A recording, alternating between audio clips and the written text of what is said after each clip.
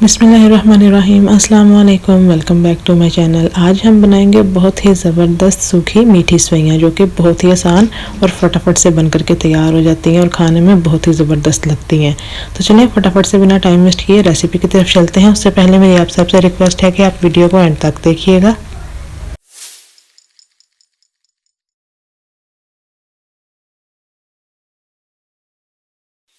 तो यहाँ पे हमने एक पैन को रख दिया फ्लेम पे। पैन को हमने गर्म कर लिया। अभी हम इसमें डाल देंगे 1/3 कप ऑयल डाल देंगे। इसको हम गर्म होने देंगे बिल्कुल लो फ्लेम पे। साथ ही हम इसमें 1/2 कप नट्स डाल देंगे। बादाम है, पिस्ता है, काजू है, अखरोट और किशमिश है।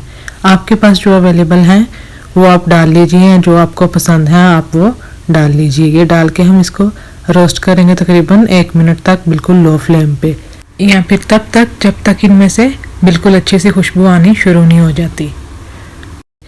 आप भी ज़रूर ट्राई कीजिएगा, बहुत ही ज़बरदस्त बन करके तैयार होती हैं। तो चलें, यहाँ पे इन्हें रोस्ट करते हुए 1 मिनट हो गया।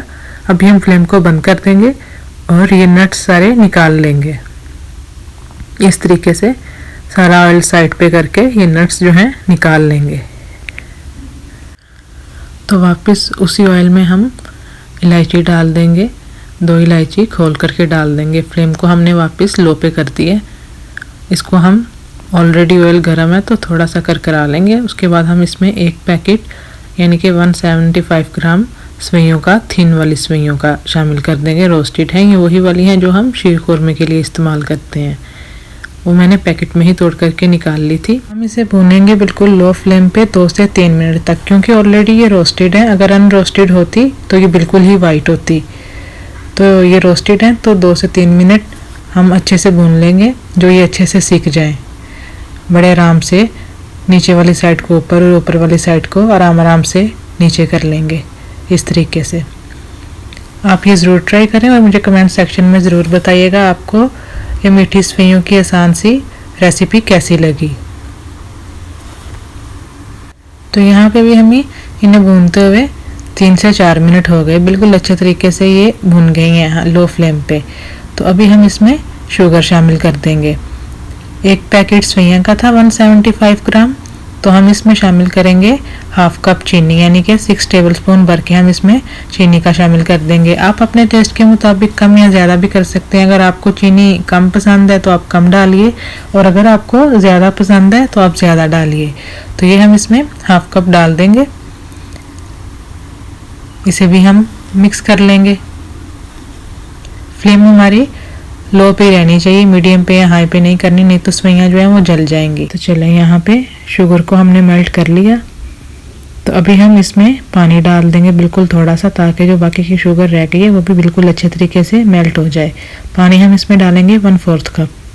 तो ये हमने इसमें 1/4 कप पानी डाल दिया। ये डाल के हम लो फ्लेम पे ही इसको पकाएंगे। शुगर भी अच्छे से मेल्ट हो जाएगी।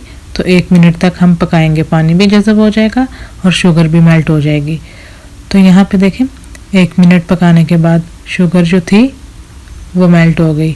अभी हम इसमें नट्स डाल देंगे जो हमने स्टार्टिंग में फ्राई करके निकाल लिए थे, वो हम इसमें डाल देंगे। सिर्फ थोड़े से बचा लेंगे गार्निशिंग के लिए, बाकी हम सारे इसमें डाल के अच्छे तरीके से मिक्स कर लेंगे।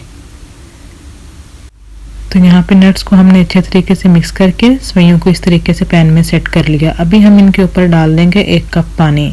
इससे सेवइयाँ जो है ये अभी अच्छे तरीके से पक जाएंगी और फूल भी जाएंगी। फ्लेम को लो पे ही रख के 1 कप हमने इसमें पानी डाल दिया। लीड लगा करके हम इसको अभी तकरीबन 8 से 10 मिनट के लिए दम पे रख देंगे। तब तक ये अच्छे से रेडी हो जाएंगी।